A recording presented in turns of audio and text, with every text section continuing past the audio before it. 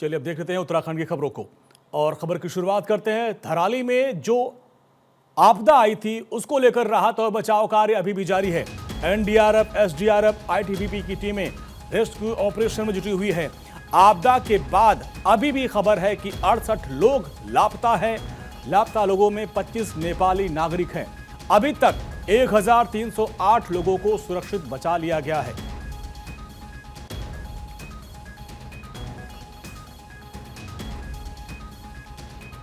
उत्तराखंड के धराली में आई आपदा के 8 दिन गुजर जाने के बाद भी आपदाग्रस्त इलाकों में रेस्क्यू ऑपरेशन जारी है।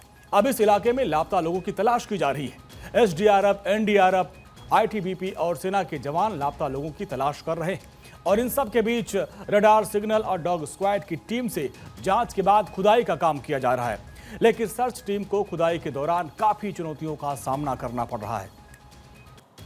धराली आपदा के 8 दिन बाद रेस्क्यू ऑपरेशन युद्ध स्तर पर किया जा रहा है। एसडीआरएफ, एनडीआरएफ, सेना और आईटीबीपी के जवान यहां रेस्क्यू ऑपरेशन में जुटे हुए हैं और इस साइड आप देखेंगे तो जो एसडीआरएफ के जवान हैं, फायर सर्विस के जवान हैं, वो यहां लगातार खुदाई में जुटे हुए हैं। लेकिन चुनौती कितनी बड़ी है, यहां पूरा दलदल है, मलबा लगातार आ रहा है और आप देख रहे हैं कि किस तत्परता के साथ जो एसडीआरएफ के जवान हैं वो यहाँ काम में जुटे हुए हैं।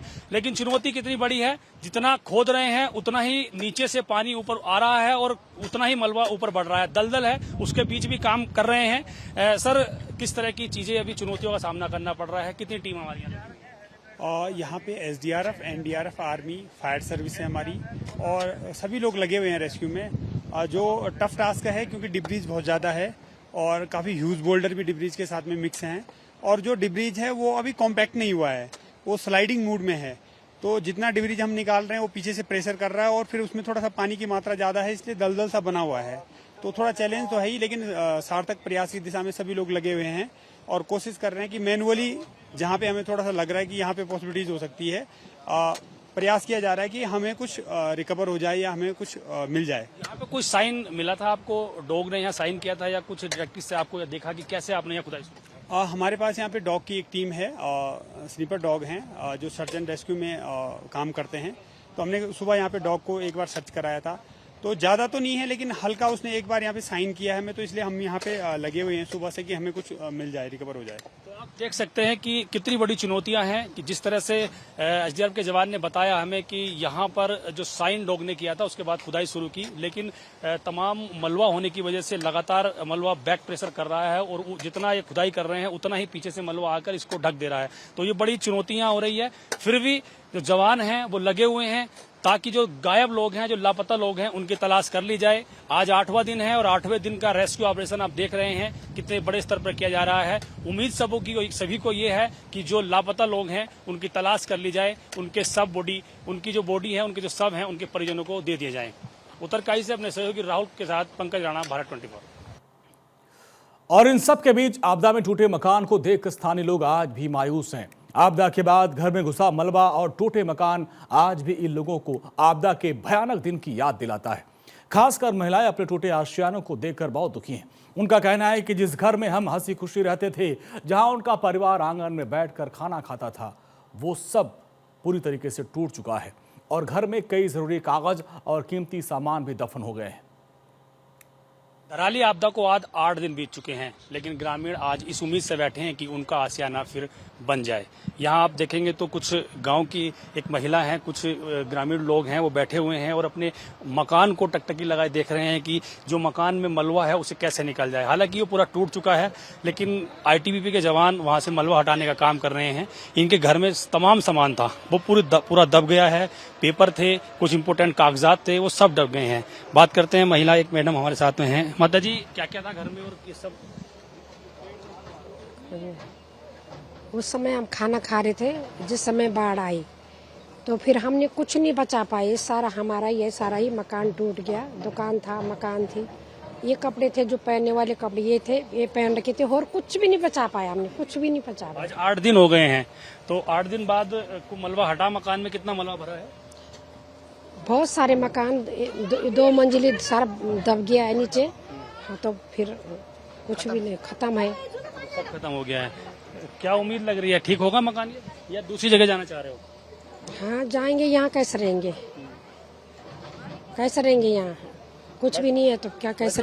क्या स्थिति अभी वर्तमान में है, क्योंकि 8 दिन का देखिए वक्त हो गया है, तो अभी क्या चीजें चल रही हैं, रेस्क्यू किस तरह का है, किस स्थिति पे आप देख रहे हैं? मैं सबसे पहले भारत 24 का बहुत बहुत धन्यवाद करना चाहूंगा कि आप हमारे बीच में लगातार 3 दिन से हैं।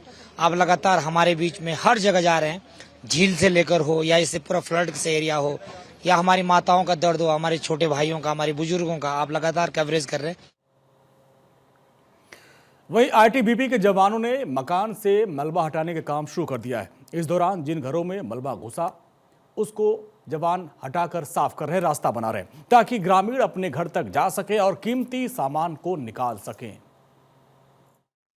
दिवाली की आपदा में दबे मकानों से मलबा हटाने का काम किया जा रहा है। आईटीबीपी के जवान यहां मकान से जो रास्ता है वहां से मलबा हटा रहे हैं और आप देख रहे हैं लगातार शुरुआती दिन से 5 तारीख से ही आईटीबीपी के जवान यहां पूरी मेहनत और लगन के साथ डटे हुए हैं। और यहां देखिए ये मकान जो है, ये आधा मकान पूरी तरह से मलबे में दब गया है और आईटीबीपी के जवान लगातार खुदाई में डटे हुए हैं ताकि जो मलबा मकान के अंदर भरा है उसको थोड़ा निकाल लिया जाए, क्योंकि जो मकान है उसके अंदर कई महत्वपूर्ण कागज हो सकते हैं। आधा मकान पूरा मलबे में दबा हुआ है और आईटीबीपी के जवानों की तस्वीरें आप देख रहे हैं किस तरह मेहनत के साथ लगातार खुदाई ये कर रहे हैं। और मकान की भी हम तस्वीर आपको दिखा देते हैं, अंदर क्या हालात मकान के बने हुए हैं। देखिए ये धराली का ही एक मकान था, पहला ये ग्राउंड है और यहाँ से आप देखेंगे मकान के दरवाजे तक पूरा मलबा भरा हुआ है, पूरे जो बरामदा है उसके अंदर मलबा भरा हुआ है। इस पूरे मलबे को निकालना है और जो दरवाजा आपको सामने जो दरवाजा बंद नजर आ रहा है वो दरवाजा खुलेगा, उसके बाद अंदर जाया जाएगा। वहां पर कुछ महत्वपूर्ण कागज ग्रामीणों के जो गांव जिसका घर है उनके हो सकते हैं,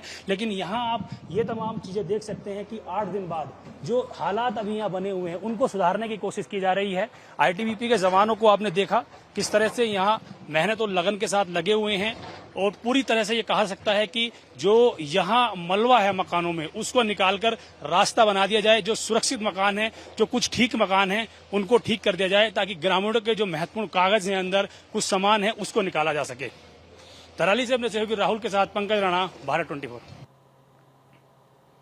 उत्तराखंड के मसूरी में मौसम का मिजाज लगातार बिगड़ा हुआ है। पिछले कई दिनों से शहर और आसपास के इलाकों में बारिश हो रही है और जिसके चलते कई जगहों पर भूस्खलन हुआ, सड़कें धंसने का मामला भी सामने आया। बीती रात तेज बारिश के चलते कैंपटी रोड पर होटल वाइल्ड फ्लावर के पास एक दुकान जमींदोज हो गई। साथ ही उसके पास एक होटल को भी काफी नुकसान पहुंचा। होटल मालिक का कहना है कि बारिश होने से पूरी दुकान जमींदोज हो गई और जिससे लाखों का नुकसान हुआ है। सामान बहुत था और जिसमें कि फ्रिज भी था, बहुत सारा टेंट का सामान था, जिसमें कम से कम 100 करीब कुर्सियाँ थी और कम से कम टेंट का पूरा सामान था। पूरी उसकी जो सजावट है वो पूरा सामान था उसके अंदर। और मेरा फ्रिज और भांडे बर्तन और कई चीज़ें ऐसी थी कि जो अपना सामान रखा था। और ये पूरा लेंटर जो एक मंजिल नीचे था और एक मंजिल ऊपर दुकान थी। कम से कम 4 लाख का सामान कम से कम था इसके अंदर।